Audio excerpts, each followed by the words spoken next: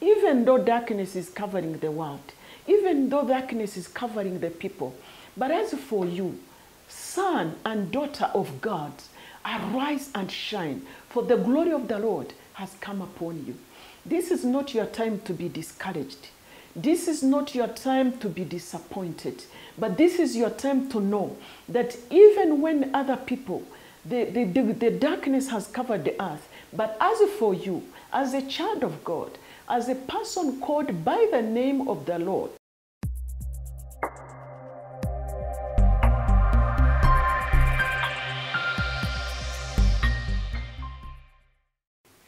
hello, I greet all our listeners. I'm so privileged to be here on Ohava TV. My name's Pastor Venni Nsenga. I'm so much privileged because I want to share the revelation concerning the body of Christ. The Lord gave me a revelation concerning the end-time church. And as we all know, is that we are towards the coming of our Lord Jesus Christ. But I'm going to share about the 5 characteristics concerning this heavenly, supernatural, glorious church. I'm going to share this. There are 5 points that I'm going to share with you, and I believe that the Lord is going to help us and to make us understand more. I will start with the first characteristic of this wonderful church. The first one is about the people that know how to live and how to walk in the glory. These are people who have known who they are. Genesis chapter 1 talks about the people that are created in the image of God and in his likeness. God created humanity to live in his glory. God created humanity to walk in intimacy and relationship with him. But as we all know, that in Genesis chapter 3, we see that Satan corrupted humanity, and they lost the place of glory, they lost the place of intimacy. But thank God, who is always faithful, and because he loves us so much, the Bible says he gave his only begotten Son, that whosoever believes in him shall never perish but have eternal life. So we see that Jesus came to restore the church, to restore humanity into this place of intimacy, into this place of fellowship, into this place of dominion, into this place of reigning and ruling with God, and also walking and living in the glory. So that is the first one, that they are people who know how to live and to walk in the glory. Later, I will be able to share also the scriptures, but because of the time. So that's the first one, knowing how to live and walk in the glory. The second one is about a radiant church. That is the bride of Christ. That's a church that has no wrinkle, has no spot, but holy and blameless. Because Ephesians chapter 5:27 tells us that this is a glorious church that Christ is coming for. So this is also the second character of this end-time church. It will be so glorious. It will reflect the life of Christ. It will be blameless. It will be a church that will reflect the goodness of the Lord, the life of the Lord, and the character of the Lord. Jesus talked about it and said, my disciples, you will know them by their fruits. So that is the Ephesians 5:27. You can read that scripture. The third one is about a church that worships God in spirit and truth. John 4:23-24 talks about, Jesus talked about the Father searching for a true worshiper that worship the Father in spirit and in truth. Beloved, this is the time that God is seeking for true worshipers that are going to worship him in spirit and truth. The people that walk in intimacy, the people that love so much the presence of God, and the people that manifest or reflect the character of Jesus, but they are people that walk in intimacy. So that is the third one. The first one is about the people who will be the carriers of the glory of God. The Bible tells us about the glory of God. And beloved, there is nothing that makes us different from the people of the world except the glory of God. The church, as I said, we are made to walk and live in the glory, because the glory reflects the character or the life of our God or our Lord Jesus Christ. So, because of his presence, because when we receive him, the Bible says we are the temple of the Holy Spirit. In other words, we carry his presence. So wherever we go, we become carriers of his glory. Wherever we go, people see him through our lives because we are the temple. And also the scripture tells us that we are ambassadors. We represent Christ wherever we go. Through this dwelling of his presence, through this Holy Spirit, we manifest the presence of God. And that's what makes us completely different from other people. But I will also give the scriptures about Isaiah 40, verse 5. It talks about how after we prepare for the way, for the Lord is coming, we prepare the way, we remove the obstacles. Then the Bible says, the glory shall be revealed, the glory shall be seen. In other words, every eye shall see the glory of God. But how are they going to see it? They will see it because we manifest his glory. They see it because we reflect his life. So in other words, we are the ones to carry this presence unto the people around us and to those who do not know Jesus Christ, but they will see his presence in us. And the fifth one is about the church being victorious. Beloved, we are in the dark times. We are seeing so many things happening, confusion, destruction. But I want to encourage you. This is not your day to be discouraged. It's your time actually where the Bible, Isaiah 60, verse 1 to 3, tells us we should arise and shine, for the glory of the Lord has come upon us. And the Bible continues to say that even though darkness is covering the world, even though darkness is covering the people, but as for you, son and daughter of God, arise and shine, for the glory of the Lord has come upon you. This is not your time to be discouraged. This is not your time to be disappointed, but this is your time to know that even when other people, the darkness has covered the earth, but as for you, as a child of God, as a person called by the name of the Lord, the glory of the Lord has come upon you. It's your time to rise and shine.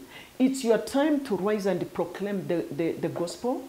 It's your time to pray. It's your time to come in his presence. It's the time that God is empowering his people. God is very loving God. He knows the darkness is increasing. And what is happening right now in the realm of the Spirit is that the glory of the Lord is coming upon his people. The Bible talks about in Joel chapter 2, verse 28, that in the last days, the Lord will pour his spirit upon all flesh. Beloved, we are in the days of the outpouring of his presence in a mighty way. And the Spirit of the Lord is calling us to know the days and to interpret the times. Though we are in the end time, but this is our time to rise and shine in the midst of darkness. But the character that I have shared is that are people who have known themselves, is that the people who have separated themselves from the things of this world and decided to live for the Lord and live holy life that is reflecting our Lord Jesus Christ's life. And is that the true worshippers who worship him in spirit and truth. How can we worship him in spirit and truth? We must be a people who have relationship with our God. We must be a people who live in harmony with our Lord Jesus. John 15 talks about abiding in the vine. We are branches. And it says, abide in the vine. Because without abiding in the vine, we cannot bear fruits. But Jesus was talking about our intimacy, our relationship, our union with him is the key for the body of Christ. We need to come closer. We need to learn how to seek him more. We need to learn how to pray more and to trust him and to know who we are. Actually, the most important is to know who are we. What is our position in God through Christ? What is our identity? And what is our mission on earth here? When we come to know those three things, it's so powerful and it's the key to enable us to live for a purpose. There is a reason why you are hearing this message. There is a reason why the Holy Spirit is speaking to us. It's because he is waking us up. Let us come out of the things that are distracting us. Let us come out of the system of this world, the distractions, and come back to the Lord. Let us repent and come back and turn to the Lord and say, Lord, I have failed you here and there, but I want to be used by you. I believe that I am a vessel. I believe that I am the temple of your presence. And since I'm the temple of your presence, I need to manifest your glory. How much are we manifesting the glory of the Lord? How our neighbors or where we work or where we live, what do they see in our lives? Are we bearing fruits? Or are we living like any other person? Beloved, you are not ordinary person. The Bible says we are unique. We are unique people. We are precious people. We are people that belong to the Lord. And above all, a holy priesthood. We are holy priesthood to live this holy life and to be able to bring our sacrifices that are acceptable before the Lord. So I want to encourage you that these days you are in, do not be distracted by situations and circumstances around you. But just know that this situation will help you to come closer to the Lord. And know that no matter how they come, they are not going to destroy you. As long as you focus to the Lord, not focusing to the issues and problems. The problem we have sometimes, we look so much to the situation rather than looking to our Lord Jesus. I encourage you. I know that we are in a hard time, confusing time, so many things that are happening, but I want to encourage you. Come back to the Lord. Focus unto him. Know that he's greater than your challenge. And there is no problem he cannot deal with. So just focus on him. Call upon him. And also I want to emphasize this. When you look unto the Lord, when you focus unto him, you will become a blessing to other people who are facing problems. And actually this is what it is. Whatever we pass through, the Lord anoints us, empowers us, so that we may also encourage someone else. So I want to encourage you that the time we are in, we all know, as the Bible puts it, we are approaching the coming of our Lord Jesus Christ. But how are you prepared? What about if he comes tomorrow? Are you ready? Are you ready to say, yes, Lord? What about if he comes the other day? Have you done what you're supposed to have done? What he expects of you? Let us wake up. Let us wake up. Let us separate ourselves. All this situation we see, all this COVID, we should be able to hear the Lord through COVID and through any other situation and say, Lord, what are you saying here? What are you telling us as a church? Because we are an answer to the dying world. We are an answer to people who are discouraged. But how can we help them if we ourselves are still confused and are still mixed up?